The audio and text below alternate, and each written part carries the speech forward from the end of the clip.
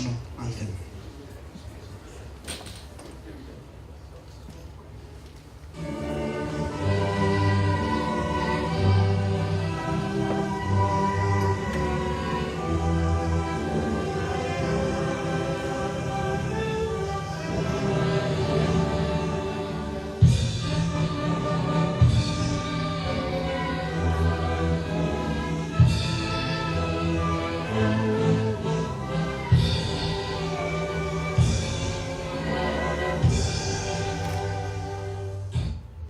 Let us remain seated.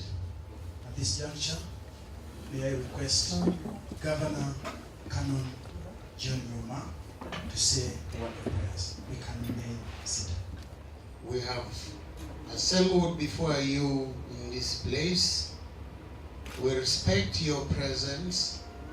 We ask you, Lord Jesus Christ, to lead us here as we have come. We are one family of one interest. I believe we are all UPC members and members of Mof and friends. And I believe that we have one goal to achieve. We know we were brought into power by the power of God. Our challenges were to fight disease, ignorance, and poverty. Government at the time, which received the mantle of the power, which removed the British flag and hoisted our own, was under Uganda government, and that was God's blessing and choice. We were very happy. The government started very well to make a difference between the British government and our own. But the devil came in and stopped our progress. Since then, we have been made like aliens in our own land. But we are struggling hard to regain our power, to lead this country. Lord, all that we need to know is that we are one. All the people gathered here should believe that they belong to one family. And they must learn to trust one another. We must learn not to hate ourselves or to join other parties or places which are very destructive and against us. It is our resolve to see that we are not the ones to bring our party down or government down, or to bring Mof down.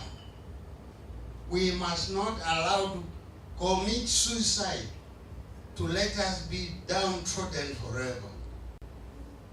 Lord God, bless us as we have gathered here. And I know you are here, you are listening to our earnest praise and prayers.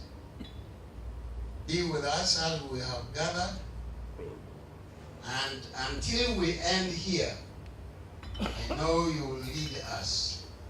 For we have asked all this through Jesus Christ our Lord. Amen. Thank you very much, Canon John Yuma. My name is Sawan Kambo Hamza. I will be the MC for this occasion.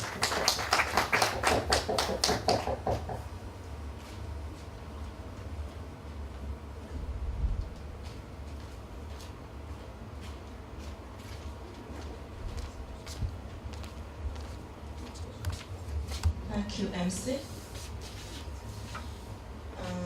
Good evening, ladies and gentlemen.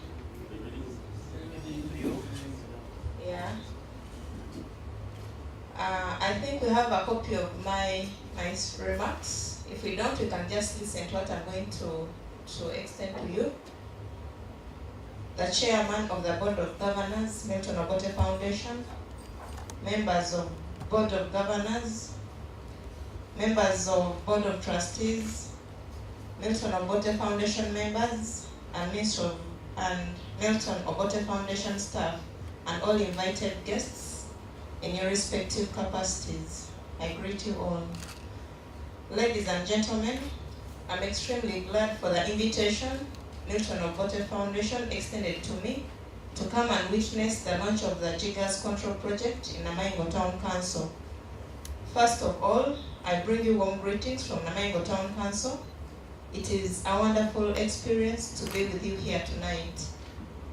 I would like to express the sincere appreciation of Namaingo Town Council and my own gratitude to Milton Obote Foundation for this demonstration of rare magnanimity in joining with us to address the health problem of jiggers infestation in our area. Many children and the elderly people suffer from this neglected tropical disease in Busoga sub-region, and it is really a blessing that Namaingo Town Council has been chosen to receive the assistance to control the jiggers infestation, which has enormously led to school dropouts.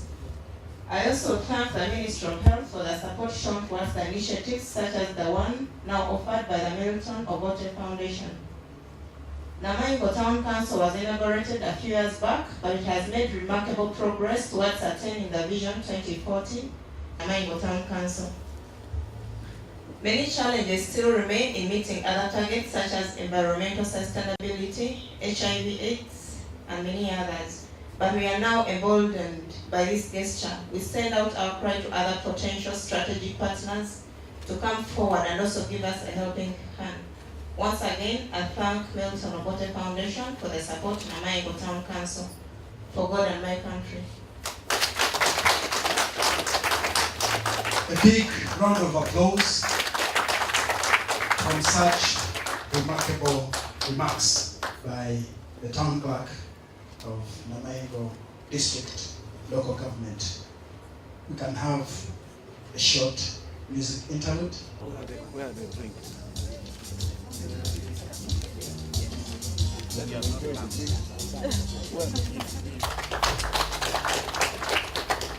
I see here Mr. Bosa, a senior member of the party. Mr. Bosa, do you want to say hello to these people? Just a few minutes. Thank you very much, Chairman, for the honor. Congressmen and congresswomen, good evening.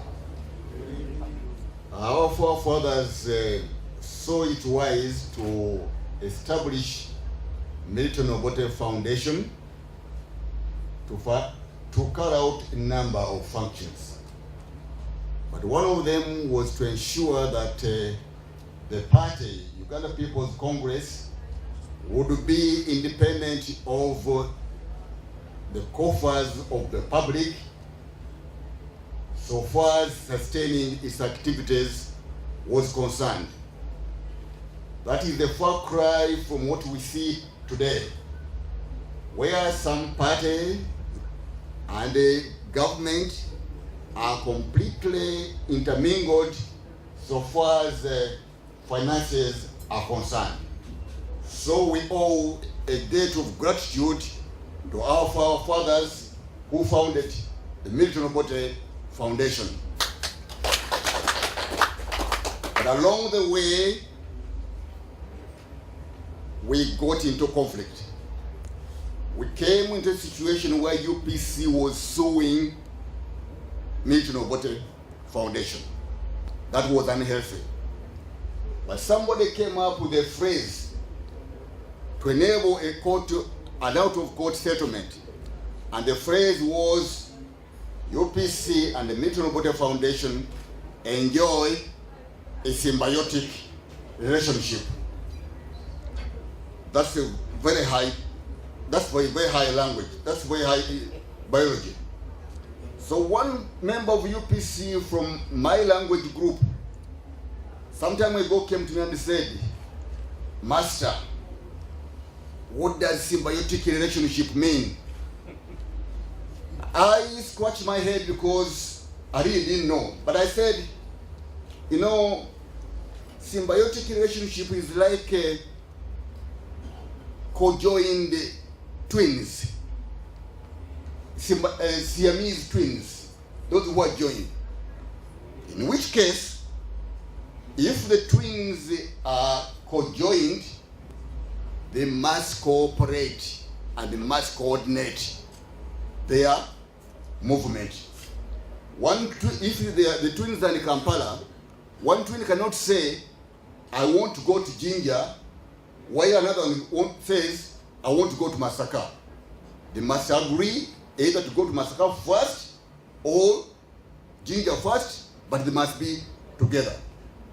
So, UPC and the Milton Obote Foundation being symbiotic, having a symbiotic relationship, and therefore being Siamese twins, must work together.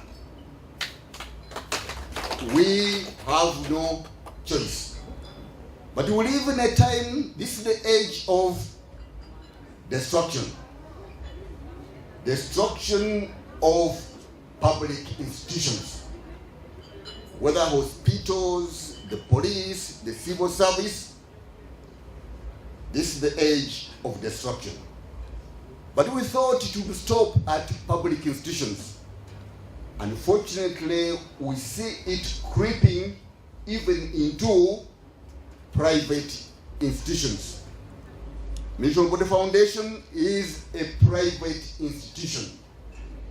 We must ensure that it survives the creeping destruction of institutions in this country. Thank you for your remark, for listening to me. Thank you very much, Joseph. I'm recognizing Senior Okelo and Mrs. in the corner there. Allow me to recognize Gaston, my brother Gaston and Mrs. out there. Yes. Here I have just passed Senior Chris Opio, right here. Yes. Senior Awura Mangeni. Yes. Right here. Obusinwa Nengeni Buchasupigi. This is what those guys say. And we have recognized James Kalebo, Professor. We have recognized people on this table.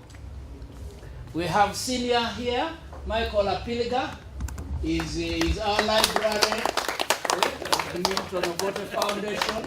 If you want any information, you come to him. Yes. And we have Reverend Jacinto. Yes. Reverend Jacinto. Next here, I have my partner, Joel Balidawa, in the consulting business. And this Mujap man from Kabale with this beard, I actually went to school with him, studied accounting. Now the knowledge is wasted, it is not being utilized in this country that knows how to undermine this knowledge. This is Joe Reveyanga. I have the chairman there, Mr. Chairman, Professor. Again, a country that doesn't recognize this knowledge. I have my brother and Mrs. right there in the corner, the member of the foundation. I have Dan Okelo, my brother from Lango. And this one here is my brother from Bale and Mrs. I went to Namali High School with this man, played a lot of basketball. Yes, Engineer Wanda. Yes, Isha Oto, my brother, you're welcome. My son, Manuel, you're welcome. I have our knowledge, legal knowledge in this country. Chairman Walubiri and Mrs. Do you want to greet people in this room? Thank you, Chairman. I recognize all of you, protocol observed. It's a happy day that We're here, there are people I've not seen for quite a while. I hope in the course of the evening we shall have time to interact. Thank God you are still all alive and well.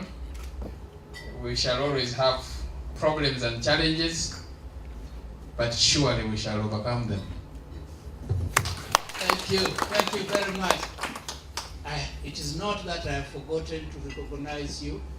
It is just part of the process. I will. We have here our staff at Milton Obote Foundation, and there are people who have been very, very dedicated. Recognize them through the leadership of our group general manager and board secretary, Mr. Terence Oyepa.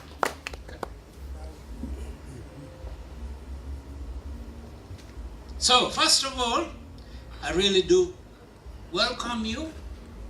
A very good evening to you. I do welcome all of you, and it is a great pleasure to have you at this re-inaugural annual dinner. And I say re-inaugural because I know that in the many years of the foundation, functions like this existed or abounded in plenty. I'd like to extend a special welcome to our spouses, the spouses of members of the foundation. I say this because it is not always been that we have brought you to forward, and yet I know from my own experience that you are the ones who massage away the aches that we bring back home. And in recent times, we have brought very many aches. Yes? So I welcome you in a very, very special way at this function. I would like to welcome and thank our guest speaker. I'm aware of your busy schedules.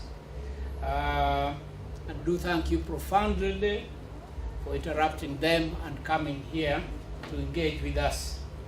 Namaingo Town Council, you are the one who is resurrecting, our disease aspects.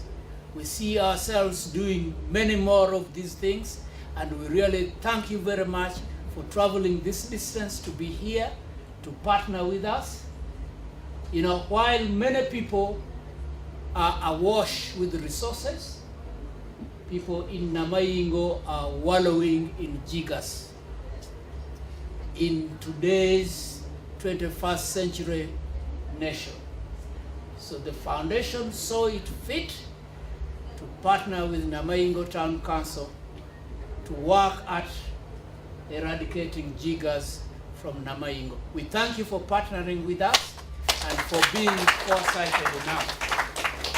Lastly, I would like to thank all of you for making the time to come and celebrate this day with us. I know it is a season of festivities, and I know that you made a deliberate choice to be here tonight. A deliberate choice to be here tonight. I know that you would have had other functions to go to, but you made a deliberate choice to be here tonight. Especially in times when many colors are not generally acceptable to really associate with our color. Yes, we are grateful for all of you to be here this evening. Now, I thought I would say something about the foundation, and the MC said something earlier on. When Uganda achieved independence in 1962, the leaders of the day were faced with a stark reality regarding the high level of ignorance, poverty, and disease in the country. They immediately came to the conclusion that government alone could not solve this problem. And they therefore marshaled innovative support both internally and externally. It is in this framework that the idea of a body outside government to support the development agenda was mooted. The first subscribers to these ideas would you believe it, came from all national and international divides. Yeah, from all national and international divides. It is these first subscribers who suggested the name of Milton Obote Foundation in recognition of Dr. Obote's initiation of the idea, but also his stringent commitment to the development of our country. I recognize the arrival of Senior there, Senior Robert Elangot.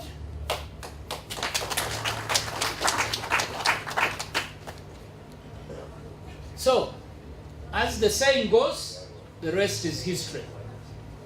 Milton Obote Foundation was incorporated in 1964 as a private company limited by guarantee, without shares,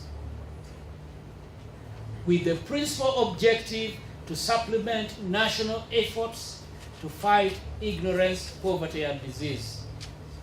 Many decades later, we continue to marvel at the foresightedness of the founders of the foundation. For as you all know, these objectives are relevant today as they were then, literally 60 years then. The challenges are as relevant today as they were then. And so you look around and say, who shall we hold to account? And your answer is just as right as anybody else's answer. The foundation developed many partnerships from all over the world. I can remember the Peace with Freedom of New York from the USA. I can remember the worldwide partnership of Bonn, West Germany, the Friedrich Ebert Foundation of West Germany, the Albert Vermeer of Amsterdam in Holland, and these partners were instrumental in raising the resources that were required to launch subsidiary companies of the foundation. And I'm telling you, you are hearing it from the horse. It is the real truth. Okay? Since its establishment, the foundation has faced many challenges. The MC talked about the challenges. Some of these challenges were in regard to the nature of the business of the foundation. So it was fairly easy to solve those ones. But others were actually about the environment in which the foundation operated. So this was outside, therefore, of the control of the foundation. It was simply in the environment in which the foundation operated. In spite of this foundation, the foundation remained, in spite of these challenges, the foundation remained steadfastly committed to its founding objectives of fighting ignorance, poverty, and disease. In a way, it is this sense of focus.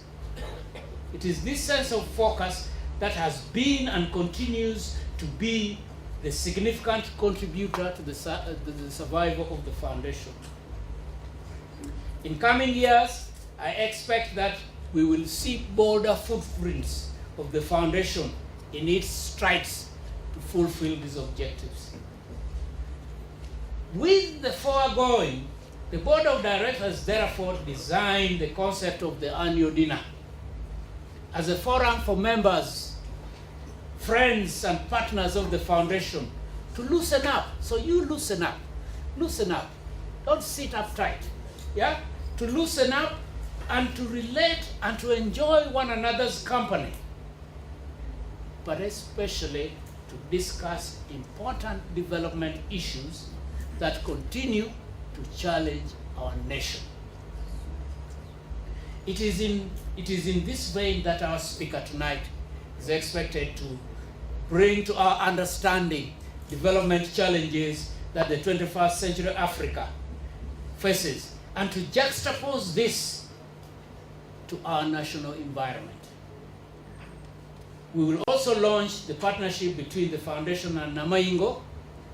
And lastly, in response to misinformation about the foundation, the board commissioned senior members to compile a brief history of the foundation. We will also launch this booklet tonight. And so I was considering what I should tell you sitting here today as a Christian. This being the Christmas festive season, I'm motivated to share with you a few words. We are all aware of the shocking level of strife and agony in our world today. It is all around us to see. You don't have to go to Aleppo or, it is all around us and in plenty. Indeed, the Bible states that there will be terrible times in the last days. There will be increased strife and anguish and agony amongst people's brothers and sisters. You are beating your brother like you're beating a snake. You will see it every day, right from your door up to Aleppo, up to the United States of America. People will be lovers of themselves. Yes? You are amassing wealth when your next door neighbor doesn't even have clean water to drink. People will be lovers of self. Yes? They'll be boastful of their monies. They will be proud and abusive and unforgiving and slanderous. Just name it. We see it all around us. In fact, we see it so much that we think it is the normal. If you see somebody who's overly nice to you, then you begin to wonder whether there isn't something wrong. The Bible goes on to tell us about signs of the end times. Like for instance, the emergence of the State of Israel in 1948. This was predicted, after Israel had been out of the map for 1,900 years. The book of Ezekiel talks about it. The book of Ezekiel was written 2,500 years ago, much before Israel first, appeared. So, the emergence of Israel is a sign of the times. The Bible also talks about the spread of the gospel, and that it will be spread to every nation, every corner of the world before the end arrives. Why does this matter? Whether you like to believe in the Bible, or more specifically the end times prophecy, understanding what so many Christians believe and why they believe it helps to provide a lens through which all of us, atheists or believer alike, can better see how certain viewpoints are being formed. Yet Christmas can be a season of great joy. Yes? Apart from wise men, angels, all shared the excitement of knowing that Jesus was born. This had been foretold many years before. So why did Jesus come? God sent him here on earth, this very cruel and hard world, yes, so that he may grow up and become an important part of our history. A history of truth, love, and hope. It brought salvation to all. Without Jesus, we would die in our sins. We can be truly happy at Christmas, no matter the tribulations and strife around us. However, our faith and beliefs are challenged to the core. We can know that we are God's children. Christmas is a new way this year. You can look at Christmas in a new way this year. This is the year that you can really reflect about your purpose individually here on earth and invite Jesus to your heart. May I therefore wish you all here a very merry and meaningful Christmas, when your wishes may be truly answered, and may you have a very prosperous and peaceful New Year 2017. Thank you very much. Thank you very much, Mr. Chairman. no amount of words can add to what the chairman has said. I don't find myself, I wouldn't say competent enough to invite the speaker. But amidst us is a member who is married, by the way, a member of Milton Obote Foundation. He's made tremendous contribution in the field of academics. In fact, I'm happy to inform you that I'm one of his students. So the good in me are actually from him, but the bad ones are from elsewhere. May I invite Mr. Peter Walubi to lead this session.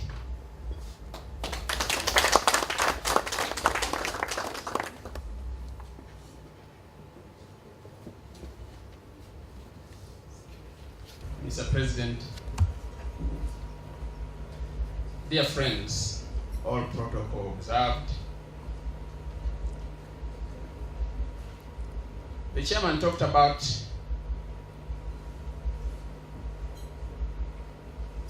the idea that government alone could not tackle the challenges of poverty, ignorance, and disease in this country, and the conception of Mof as a body outside government to partner with government and the people of Uganda to contribute to searching for solutions to solve the problems of poverty, ignorance, and disease. In due time, Mof got into the business. It set up companies, especially in the area of education, to manufacture books and scholastic materials, to print books, to sell books and other scholastic materials, to run a newspaper, and run so many other social projects. But Mof at all times knew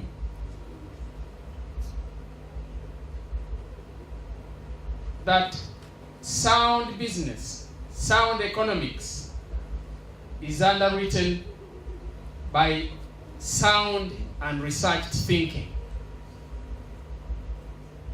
Some of was involved from the earliest times in public discourse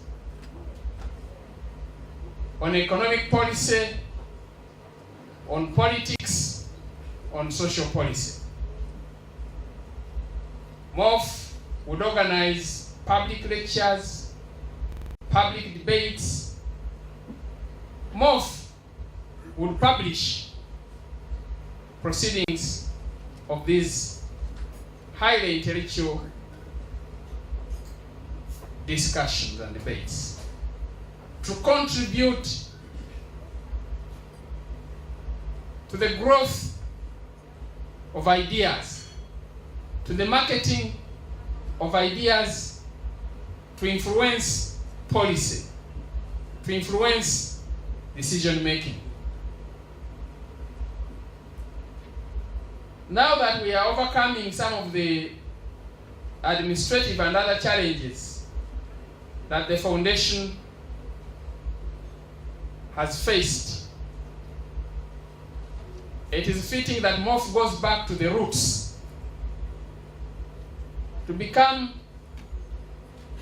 a viable forum for debate in this country. That is the proper role of Mof. I am happy that in a modest way this evening, we are having a guest to talk about the development challenges facing African countries in the 21st century.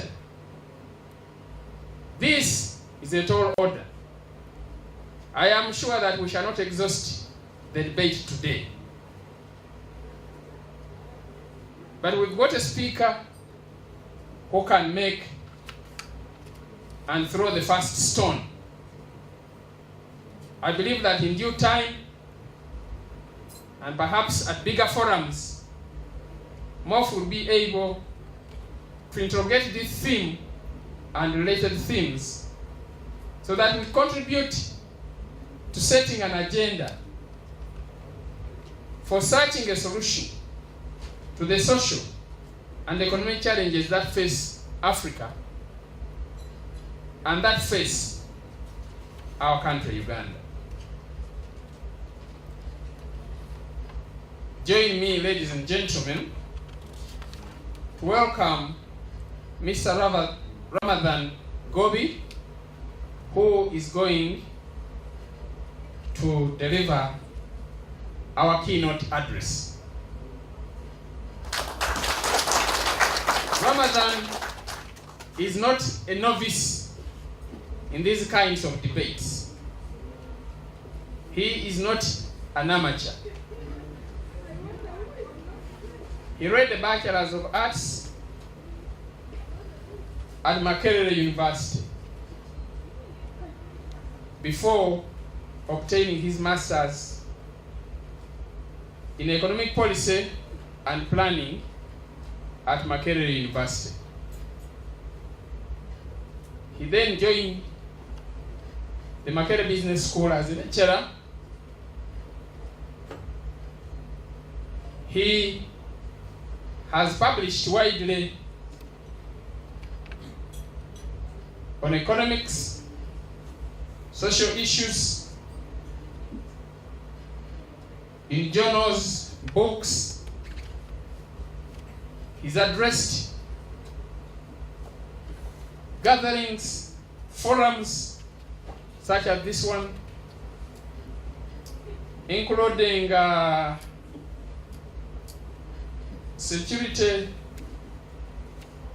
and police institutions. He's an authority on the matters that we should be discussing. He is pursuing his PhD in energy economics and governance at the Norwegian University of Life Sciences in Norway.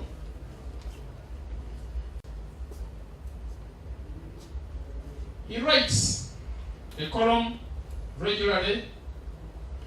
Are you listening, Mr. President? In the Sunrise newspaper. He coordinates the Makerere Business School Economics Forum from 2012 up to today. We cannot have had a better speaker for this evening than Ramadan.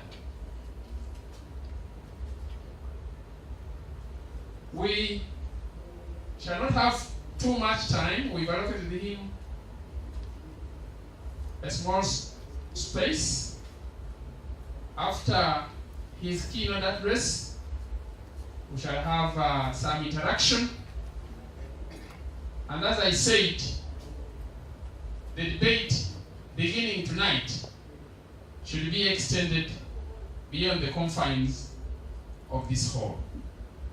Once again, allow me welcome our keynote speaker this evening.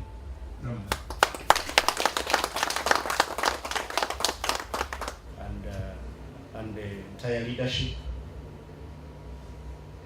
the senior members of the Congress, the People's Party, the UPC, and the Congresswomen, my good friend, Mr. Bosa. Recently we were together. He was talking to us at the university there. And also I met my good professor in the corridors there. All of you members who are in the room, I'm glad to be here to talk about one of the issues that I I enjoy talking about. That's development, especially here in Africa. I prepared a short paper, which I think the organizers will give you a copy. For us who are development economists, we know those three as the unholy trinity of the tragedy of Africa. Unholy trinity because usually trinities are holy. So I'm going to be talking about these three issues. Then I will attempt to identify a few of Africa's challenges for the 21st century, and then what we need to do to tackle them. I hope when I use the corner here, I'll be not absolutely focused. Okay. Now, we're talking about the challenges of Africa. This is Africa, we know it very well. It's the largest continent on Earth in size, that it can accommodate about 3/4 of the world. They can fit in the rest of the world. We have put in United States of America. Some people say it's a very big territory. It has fit in very well. We have put in China. We have put in India. We have put in the entire Western Europe and Eastern Europe. Sorry. And also we have put in Mexico and Japan in Africa. You can see here on the right-hand side how those various big states occupy a very small space of Africa. So Africa is a very big territory. However, Africa has always been the poorest continent on Earth. It didn't start yesterday or the other year. Since the Earth was created,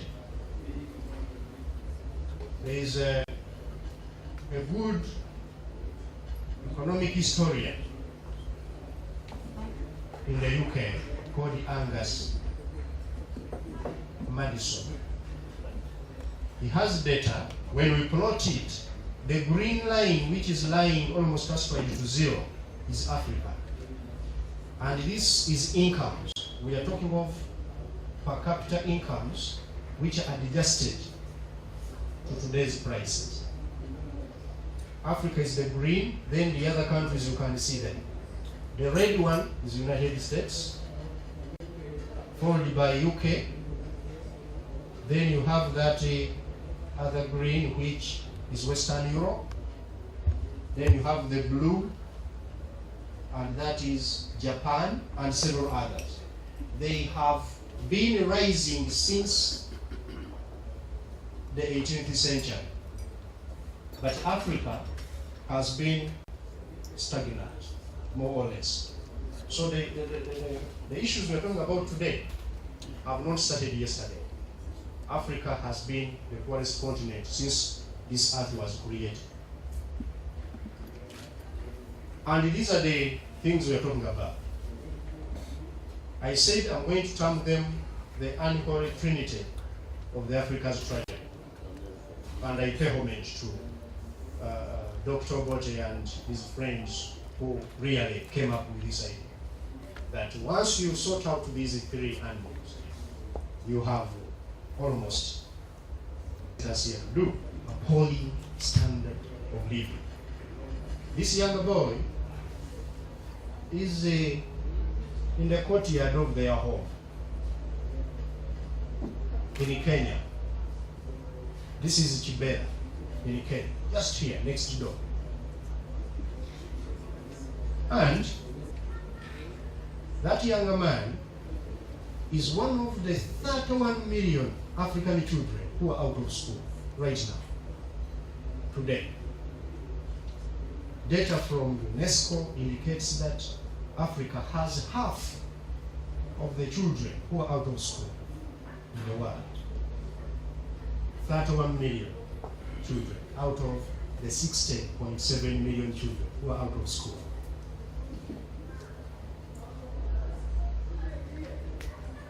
Africa has the highest percentage of illiterate adults on earth.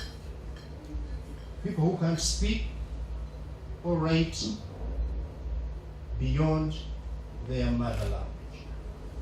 They can't even write their own language. They can't communicate. They can't read signposts at the roadside, in the airport, and so on. Younger men who are putting others in their matatus to drive them on roads when they can't even read the signs on the road. And therefore, they kill them with themselves as well, and we call them accidents. I usually tell people, most of the so-called accidents which happen in Africa are not actual accidents. They are mistakes. So we should stop saying people have died of accidents. People in Africa die of mistakes because of illiteracy. Africa has people who spend the shortest lives on earth. Life expectancy. We are talking about health. We are talking about disease. In Africa now, the year is about 2016. You can see where there is 2010, 2015. After that, you go to 2020. So in the middle there, that's where we are. Africa is yellow. That's how we have been moving. All countries have seen their life expectancies rise.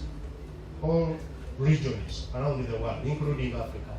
But Africa is still badly off. That the average age at which we die in Africa is 58. That is when you have actually brought in also countries like South Africa, Egypt, and so on, are so low. Other countries are dying at 80 years, 81 years. Europe, 74 years, Western Asia, and so on.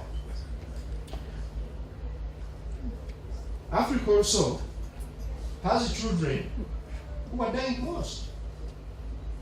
We have more graves, small graves, of people who haven't committed any crime on this earth than any other part of the world. Granted, since 1960, there has been tremendous improvement in terms of child mortality. But still, look at sub-Saharan Africa, the line on top. Today, about near 100 children out of 1,000 born, they don't celebrate their 50th birthday in sub-Saharan Africa. And it is half, actually more than half, the world average.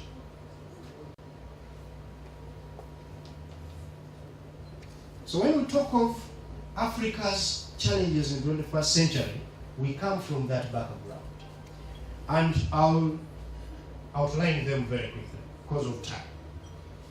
The first one, and the big one, is the failure by African economies to transform themselves, the structures of the economy. In economics, we know that economies transform when they start extracting, or they start to get most of their income, their money, from factories and services other than from nature. In Africa, we are still more or less gatherers. Even the agriculture, we shouldn't call it agriculture, because agriculture can also be modernized. Ours is gathering, that we wait for God to bring rain. And this is what used to happen in 1900, and that's what's happening today. Look, these are the biggest 5 exports of each country, how they have turned in the last, 20 years. Between 1985 to 2013, 2015. Actually, more than 2, and 2 from Haiti. South Korea, same bracket. How have they turned in 2015? More or less, they are all now getting their export earnings from high-tech exports. What about countries from Africa? Ghana, Kenya, Mozambique, Nigeria, Rwanda. We got that sample. In 1985, they were exporting commodities. In 2015, we are still exporting commodities. Commodities mean products which are raw, which have not been processed. You sell coffee beans, you sell fuel, you just get crude oil and sell, and so on. Those are commodities. That's where we are stuck, Africa, the first biggest challenge we have. Coming home, Uganda, look at Uganda. These are Uganda's leading exports, where we got money last year. Coffee brought us $403 million. And all others, you see that. The only item which is there, and it's an odd man out, is oil re-export. When we bring in oil, then take it to Rwanda, or to Congo, or to South Sudan. But all others are commodities. They are agricultural products, selling beans, selling simu, and so on. And what did we import last year? This is what we imported. Manufacturing products. Manufacturing products. Look at what we spent on cars. $1.2 billion. Bringing in cars. You know, a lot of money. And in the petroleum products to power the cars. Then all of them, most of manufacturing products. We sell commodities, we are importing manufactured products. That brings a problem we are going to see. The failure to launch ourselves as Africa into the global economy. And that comes from what we have seen. Look, since 1948 to date, this is, and by the way, in 1960s, Africa was above East Asia. When Milton Obote was thinking of how would we really propel Africa, how would we help Africa, we were above the countries which are now above us. But we have been sliding down. Now, the relative kind of export share of Africa in the global economy is about 3%. We just share 3% of the global money here in our African continent. So we are just sharing poverty. And this is our main road to the sea. This is the most important road. I took this picture myself. From today when you are driving on Ginger Road, take some note. The left-hand side, as you are coming from here going to Ginger, is very smooth. The other one, this one, this side on the right, that's the one when you are coming from here going to Ginger. It's okay. But the side from Ginger towards Kampala has sunk in. I took this picture when I was driving from Ginger. And why? Some people think it's because we do shoulder work on roads, as if the shoulder work is down on one side and the other side is fixed well. This is the problem. We take nothing when we are going to Mombasa. The trucks go empty. That's why the road is okay. But as we are coming back, we bring the imports. The roads are sad. So Uganda's balance of trade is this way. You don't need to look at tables, just look at Ginger Road. And as a result of that, we have gotten now a stagnant household income. Incomes are not changing. Look, these are countries which were at par in 1970. Uganda, Korea, Malaysia, Kenya were at the same point 1970 in terms of per capita income, $300 to $400 per capita. Today, this is what has happened. The red line is Korea. It has gone from us. The green one is Malaysia, which is also going away. Then Uganda and Kenya, we are the ones. Uganda blue, Kenya purple. You don't need to struggle putting on specs to see them. We have been moving together. We have very good friends in poverty. Per capita income has not changed since 1970. And this is the challenge, the second major challenge Africa has. The rising inequality. We are having little, but even the little can't share it. Look, out of the 10 most unequal countries in the world, 6 are in Africa. South Africa is the gold medalist. It has a Gini coefficient. Gini coefficient is what we use to measure distribution. When you are going towards 1, you are very unequal. And the highest Gini coefficient in the world. It's the poorest. Then in Namibia, then in Botswana, Central African Republic, those figures, you see. So, this inequality can also be analyzed home here in Uganda. This is the latest data. Incomes held by the richest 20% in Uganda constitute half of the GDP. So 20% of the richest people in Uganda are having 50% of the GDP. I don't know whether we get that. If you find 10 people on the road in Uganda, 2 of them have the incomes which they take half of the incomes of the 10 people. Then the poorest 2 are taking only 6% of the income. And these images are common. These are the true images of Uganda, the true images of Africa. These 2 are both Ugandans. They were perhaps born on the same day, and both God loves them. But look what's on the left-hand side, on the right-hand side. This is unacceptable, that you have a country where the resources are going to those who already have a lot.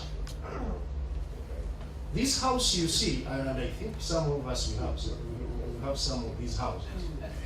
The upper part can be lifted off and you bring it here.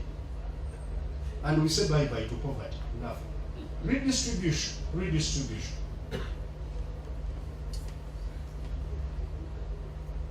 What is causing that? High population growth is one of them, and another tragedy for Africa. We have allowed ourselves to be the medalists in producing children instead of producing products. This is a younger woman of about 35 years. She has 7 children who are in the same age bracket. How can she really look after these children? These are poverty candidates. Because, look at them. They can't go to school, they can't get quality education, and they are likely to go on with extend the tragedy of poverty. Another challenge Africa has is this animal we talk about, corruption. Here we are using the data and not sentiments. Transparency International does a very simple survey. They call it the corruption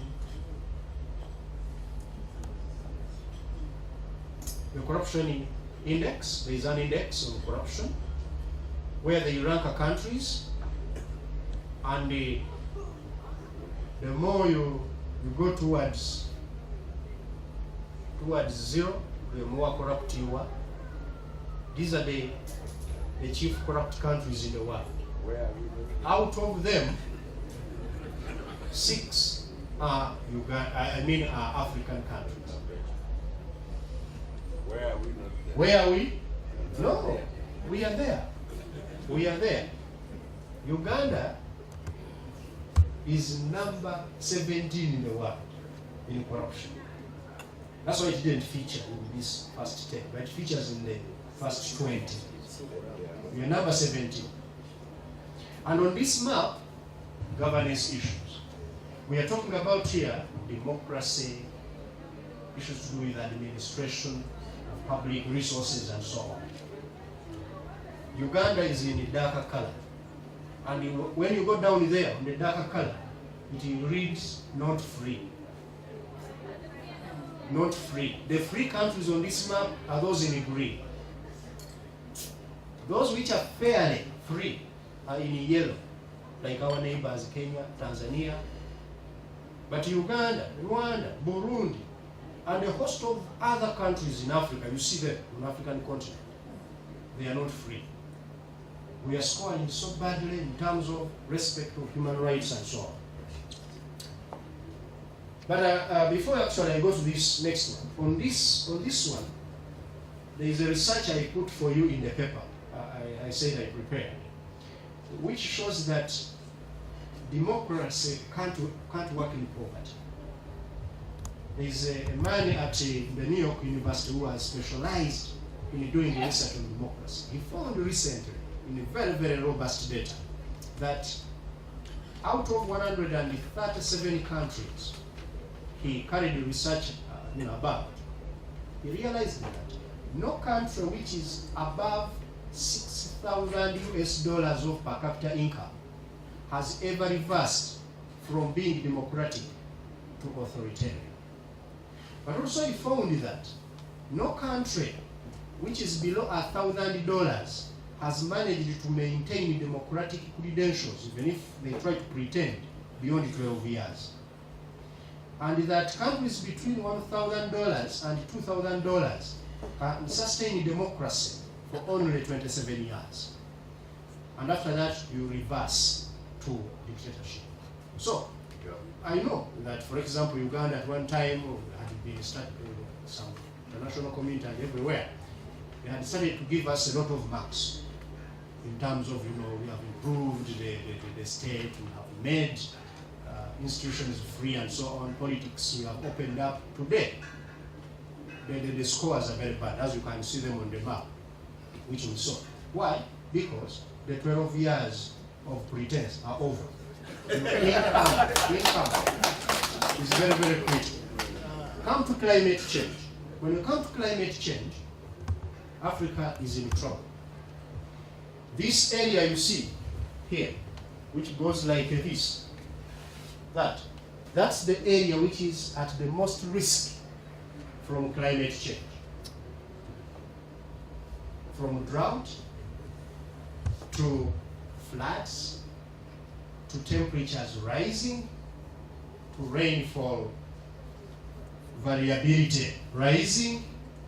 You get rains in seasons when you don't expect it, and you don't get it when you expect it. Aren't we already in that area? Why? We have destroyed the environment in Africa. There's a certain statistic which I forgot to put here for you. It concerns, for example, they carried out a research. I don't know, this one is a bit controversial. I know you are people who believe in God and love God. And really, I also believe in God and I love God. I go to the mosque very, very frequently. But research has indicated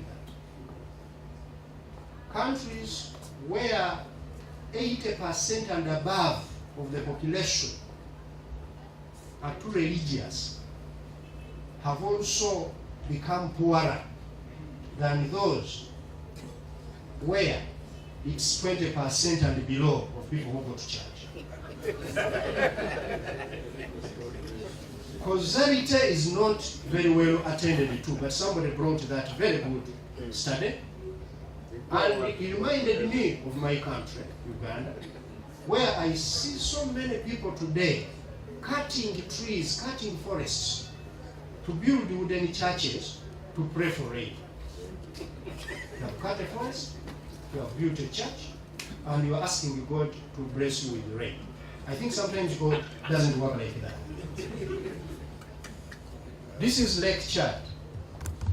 Lake Chad is shared by Nigeria, Niger, Chad itself, and Cameroon. That was Chad in 1972. Lake Chad. Look at Lake Chad today. This is Lake Chad today. Just disappeared. Just I've clicked the computer, Lake Chad has disappeared. From 1970 to just recently, that was Lake Chad. Today, this is Lake Chad. It has gone out. Have you thought about our Lake Chad? Yeah. Have you thought about our Lake Victoria? They can disappear. Infrastructure. I'm about to stop. Infrastructure is a very big challenge for Africa as well, because we have the largest infrastructure gap. Look, these are the railway roads in Africa, railway lines. Look at them. Dotted to pick minerals and take them to the coast. And very few of them. Compare that to the countries we want to emulate. This is India. India in 1909, these are the rail lines in India. They have added on since. Look at China. This is China. Forget about the left-hand side. Those are mountains. There's nothing like inhabitation. But look at how China is covered by rail lines. This is USA. Back in the 19th century, this is how USA was covered by lines. But Africa, empty. This is the Earth at night. Ladies and gentlemen, NASA did for us a wonderful job. They went up there and took a picture on a camera of the Earth at night. This is how it looks. Where you see light, that's where civilization is. Look at Africa. Darkness. Total darkness. These are the images of Africa.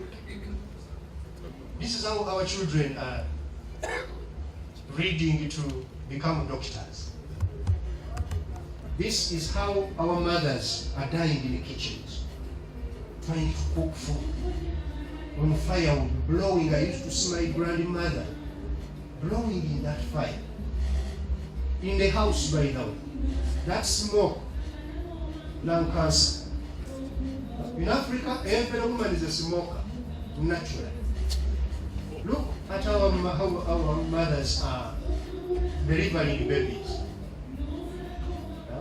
Traditional medical attendant on a makeshift bed, and they are delivering a baby to become a president. So what does Africa need to do? As I conclude, there is this summary here. We have what we call inclusive development or inclusive growth.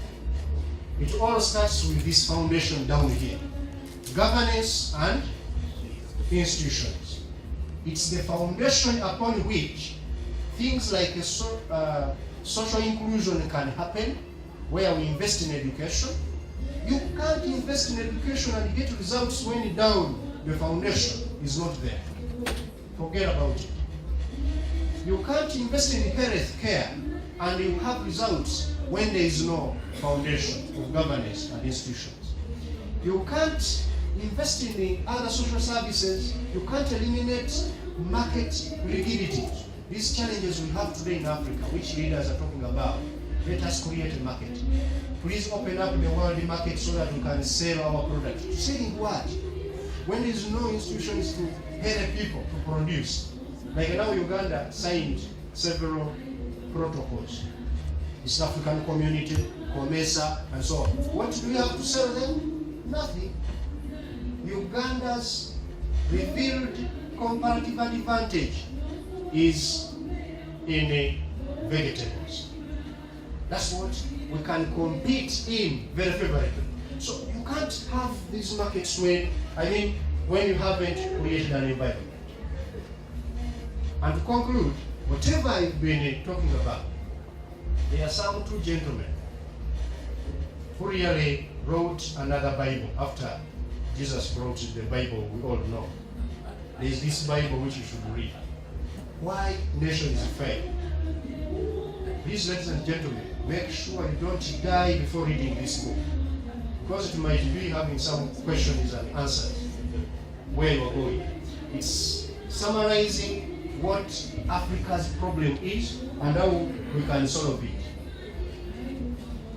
And look at this. In Africa, the poor don't sleep because they are hungry. You can't sleep on an empty stomach. It's very difficult. I think you have ever tried to sleep when you're hungry and you wake up at around 2 a.m. So the poor are not sleeping because the stomachs are empty, and the rich are not sleeping because the poor are awake. I get you the idea. Today, most of us, we are going back home. You have built your nice house. Usually when you build a nice house, you want people to see it. Like my grandfather, when he built his house in the village, he left it there. But here in Kampala now, whenever you build a nice house, you put it in a fence, a big perimeter fence, a wall. On top of the wall, you put wires. Some of the wires put electricity. Then a CCTV camera. Then you rear dogs, about 3 or 4. And then you get an askari with a gun or an arrow. And then you can't lock yourself. With all that associated detail, you lock yourself with a padlock in your own house. Some have chains. Put a chain. You can't check. Is it firm? Then you go on closing every door behind you until you reach your bed. But still you are uncomfortable. You keep a small wigwam near your bed. People are sleeping with the pangers. Those who are privileged are sleeping with the small guns. You're about to shoot yourself. And now, around 2 a.m., one of your dogs goes and as they are playing, it knocks your car and the alarm goes off. Then you jump to see who's touching my car. You peep in the window. You realize it's your dog playing. Then you try to go and put the blanket back on your car, on your body. Then somewhere, somehow, a storm comes and blows a small branch of a tree, it drops on your house. Then you jump up to see who's coming. You realize it's a storm. By the time you check your watch to see what the time is, it's already 4 a.m. You haven't slept. Running around your house trying to sort out security. What are we fearing? What are we fearing as Ugandans, as Africans? Why are we sleeping in a fence, moving in vehicles with the alarms, checking the glasses up? It's because we know that out there are some younger men and women whose stomachs are about to come for us. Thank you very much for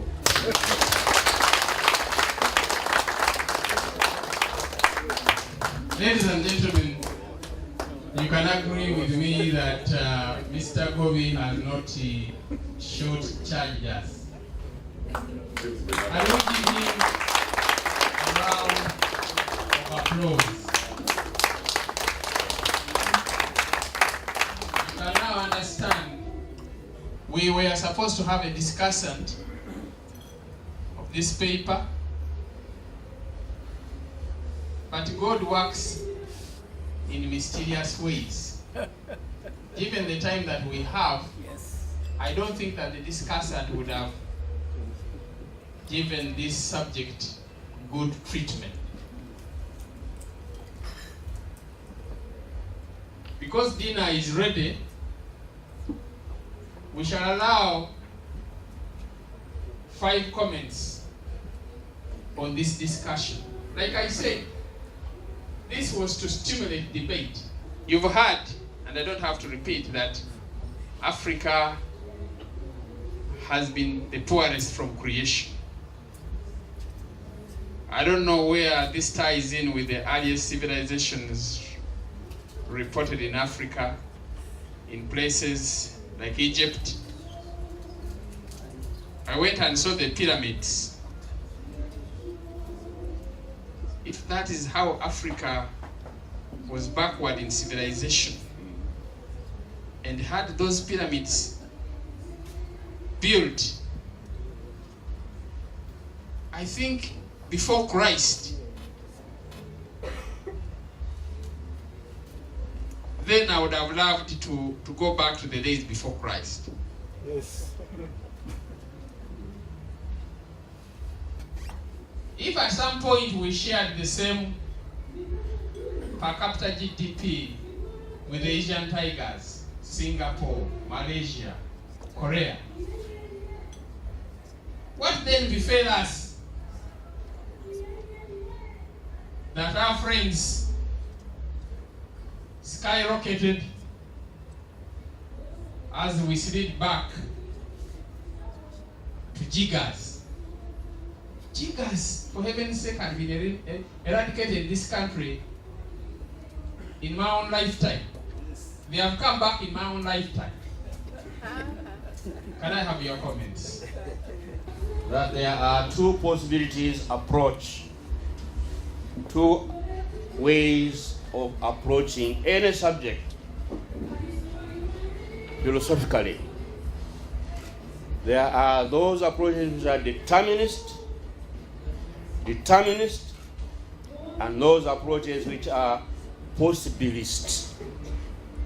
It is possible to approach any subject in a possibilist way. It is also possible to approach any subject in a determinist way. As I sat here, I was listening to a determinist philosopher.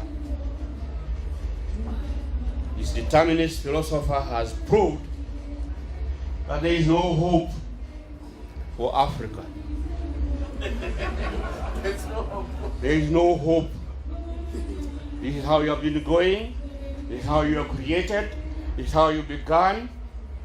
That philosopher never went to a place now called America in the 14th century. In the 14th century, America was not as developed as Africa was developed.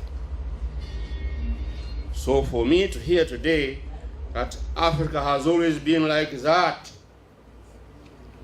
is to say, am I listening to a determinist philosopher or a possibilist philosopher? Ugandans, we would be misguided if we followed this determinist approach. We know that development is possible. When Uganda People's Congress started in the 1960s, it took a possibilist approach to fight poverty, ignorance, and disease. No one is going to hide us in this. Africa has always been like that theoretical position. Professor? If only the leadership of Uganda could begin to be like the leadership of Uganda People's Congress, development is possible, and we have resources here, we have capacity, we have ideas for change. Thank you very much. 1 minute. Once again, I'm called Mof Obote, Chairman in UPC in Toro District, and I'm the only chairperson LC3 on UPC ticket in Toro. I've been so much inspired by Ramadan. I only want to give one challenge. Ramadan, when the Dr. Botes were struggling for independence, they were of your age. Today, the people who have sold this country are the people who have learned like you and don't believe on what you have told us here. My challenge to you is this message, how you have analyzed the situation in Africa, including Uganda, calls upon people like you to come out without fear or favor, without poverty or riches, and preach this gospel. This country will change. Thank you very much. You are sure I told you Ramadan is up in newspaper, on radio, at forums. Can I have say that? Ramadan. The word Adam in Hebrew means a person with dark brown skin. They are in this room. The word Adam in Hebrew or in the Israeli language means a person with a dark brown skin. They are in this room. Adam, Abraham, Moses, Jesus Christ were all black people.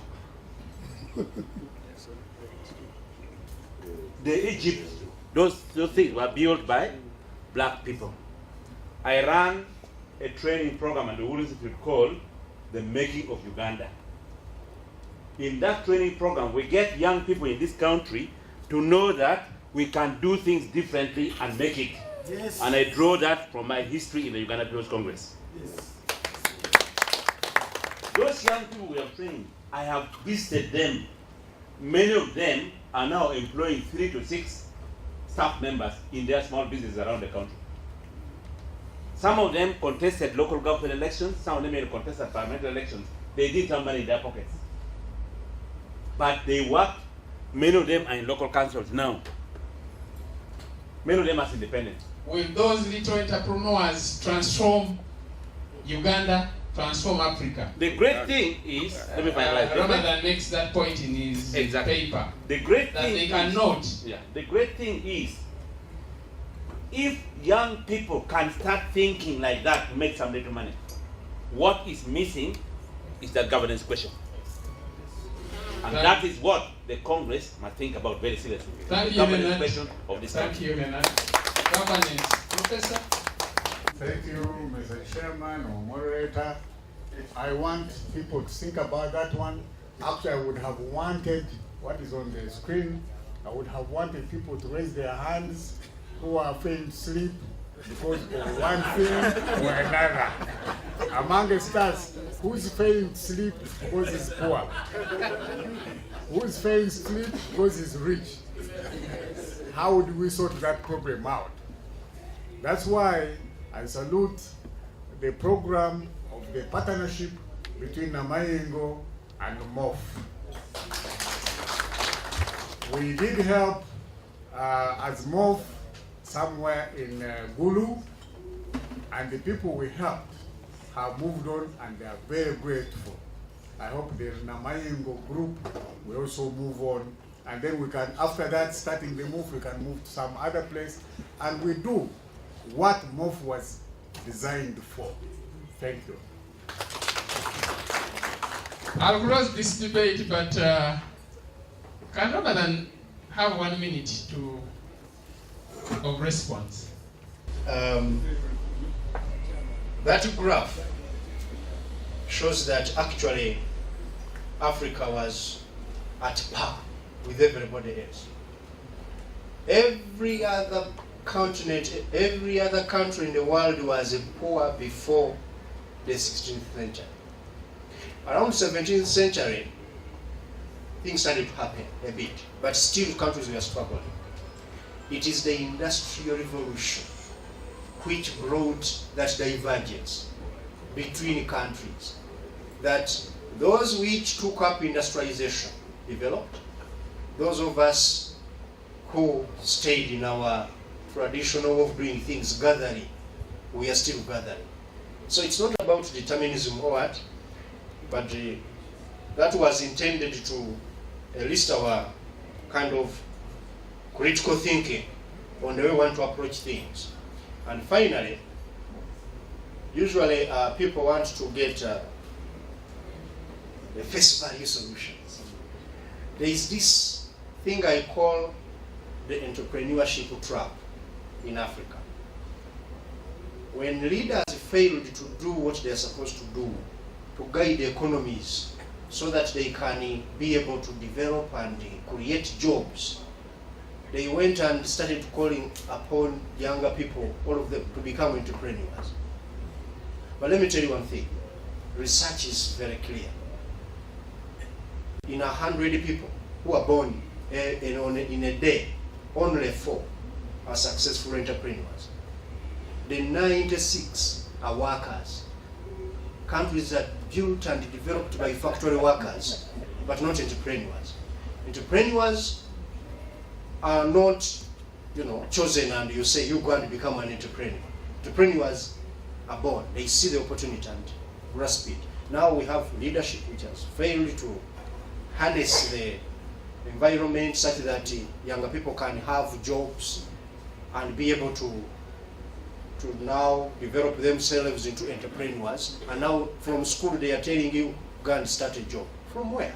Or start a business. Go and borrow money, then you do some business. Let us give you some money, this startup money you hear, livelihood fund, what. All of that is scapegoat. It's trying to escape from the reality that you have failed to do what is meant to be done to guide the younger people to development. Thank you. Thank you, Ramadan. We shall have a day to debate how do we move from petty entrepreneurs to grand industrialization. I don't want to waste your time and spoil your appetite. I just wanted to remind the chairman of the board of governors of Milton Obote Foundation, who is also my son-in-law, that there is one thing he has intentionally left out. Normally, number one, this is not the first dinner of Milton Obote Foundation. From the foundation, we had several dinners. This is how Apollo Milton Obote Foundation built the foundation we are chairing now. And several people from here and abroad appreciated this initiative, contributed to the foundation, which enabled him to make the foundation start and run up to the level you found it. There is only one thing. I'm sorry, Mr. Chairman. Normally, you would have invited the members of the assembly to your head office to discuss your program after you've sat with your board, and we would have aired our differences and given you the powers to continue. You know, normally we give you the powers to continue. That's all I wanted to say. Next time, please don't just ambush us. Say, now I go on. Why didn't you choose Serere? Or Katakwi? Why didn't you choose the Fani, which is in Isingiro and all over the place? Is it because the chairman of the trustees is a Musoka? Infested with the gigas? Ladies and gentlemen, I wish you a Merry Christmas, prosperous, and a glorious New Year. Another round of applause from him. It's always a very good storyteller. Some of the issues he raises will be taken up, I'm sure, at the appropriate organs of the foundation, like the General Assembly. Can we give the final round of applause to Ramadan and everybody for the resumption of this debate? We shall have a very, very short music interlude as we appreciate the presentation. But before then, we recognize the presence of Professor Raj Meza. So him around. Mr. Okelo Wu, you're most welcome. Mr. Musana Lino, you're most welcome. You will agree with me that we've exceeded the time we should have actually gone, as Governor Elangot said, not to spoil the appetite, but it was deserving. And please, a big round of applause. let people just ignore important people. This gentleman was a minister of the government of Uganda.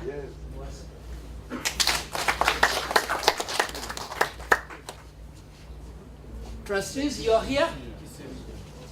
Members of the board,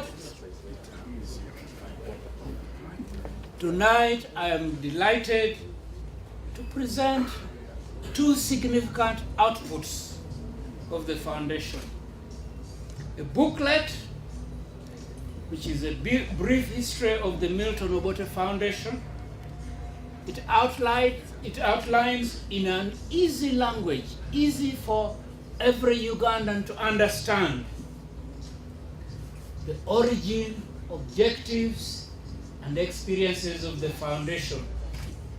And it can be a reference book for Ugandans to understand our history, which people have tried to adulterate, but are not adulteratable. Because the history of Uganda is factual. It will be there today and tomorrow. So, in the same light, I'd like to talk about the Jigas Control Project, which we would like to launch today. It is a social responsibility project tackling a health problem which we have conveniently ignored, and our people in Busoga are suffering the blight which we have conveniently chosen to ignore. This project addresses the problems of ignorance and poverty, because the Jigas disease interferes with education and routine economic work of individuals. And now, it is my privilege and honor to launch these two programs, and thank you very much for enabling us to develop it. Thank you very much.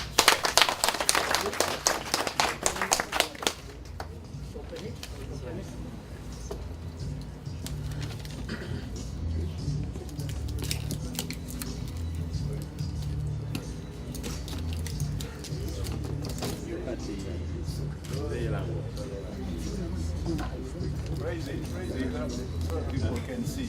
Raise.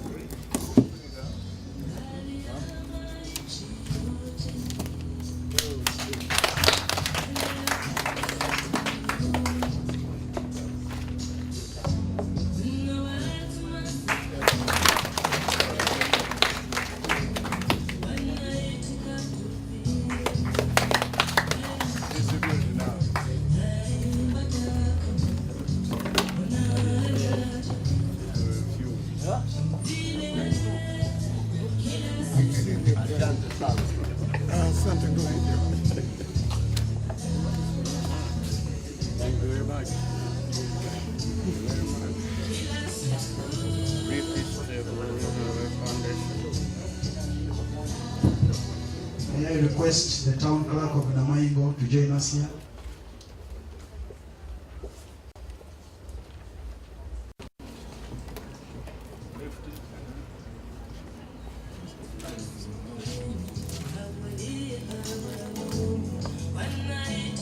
The chairman is handing over the medicine.